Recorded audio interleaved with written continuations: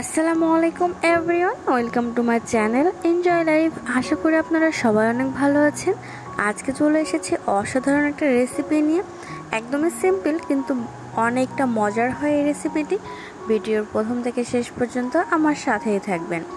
কথা না বাড়িয়ে চলুন তবে রান্না স্টার্ট করি। প্রথমে চুলায় বসিয়ে দিলাম একটি প্যানটা একটু গরম হওয়ার পরে দিয়ে দিলাম কিছুটা পরিমাণে তেলটা গরম হওয়ার জন্য ওয়েট করছি। অলরেডি তেলটা গরম হয়ে গেছে। এখন দিয়েছি পেঁয়াজ আর রসুন কুচি।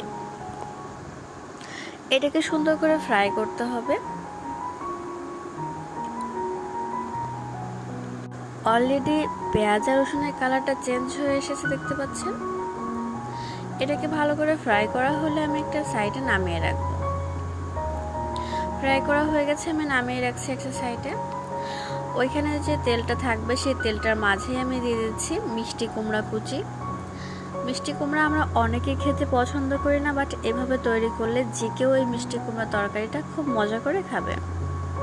মিষ্টি কুমড়ার সাথে আমি কাঁচামরিচ অ্যাড করে দিয়েছি। এভাবে তেলে কিছুটা সময় নাড়াচাড়া করে দিতে হবে। এরপরে অ্যাড করে দিতে হবে পরিমাণ মতো পানি। যতটুকু পরিমাণ পানি দিলে কুমড়োটা ভালো করে সিদ্ধ হয়ে যাবে, এতটুকু পরিমাণে পানি অ্যাড করতে হবে। খুব বেশি নয়, অল্প কিছুটা পরিমাণে পানি অ্যাড করলেই হয়ে যাবে। এরপর অ্যাড করে দিচ্ছি পরিমাণ মতো হলুদ, দিচ্ছি স্বাদ মতো লবণ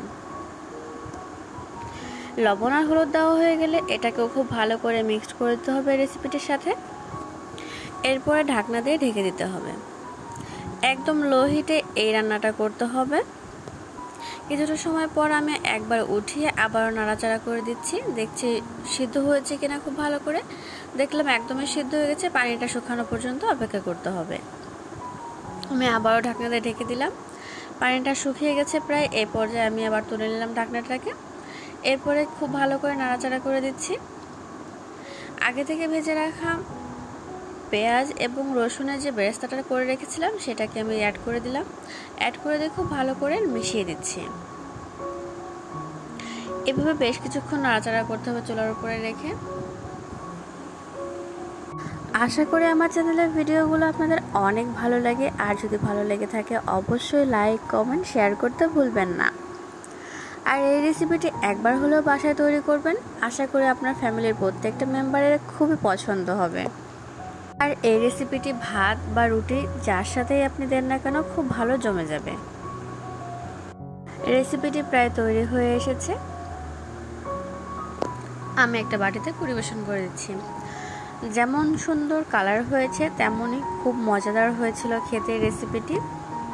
বাসার ছোট থেকে বড় প্রত্যেকটা মেম্বারেরই খুবই পছন্দ হবে এই রেসিপিটি। আর হ্যাঁ, আপনি যদি আমার চ্যানেলে নতুন হয়ে থাকেন অবশ্যই চ্যানেলটিকে সাবস্ক্রাইব করবেন প্লিজ। পাশে থাকা বেল আইকনটিকেও ক্লিক করে দেবেন। তখন আমার ভিডিওটি দেখার জন্য অসংখ্য ধন্যবাদ। আসসালামু আলাইকুম এভরিওয়ান।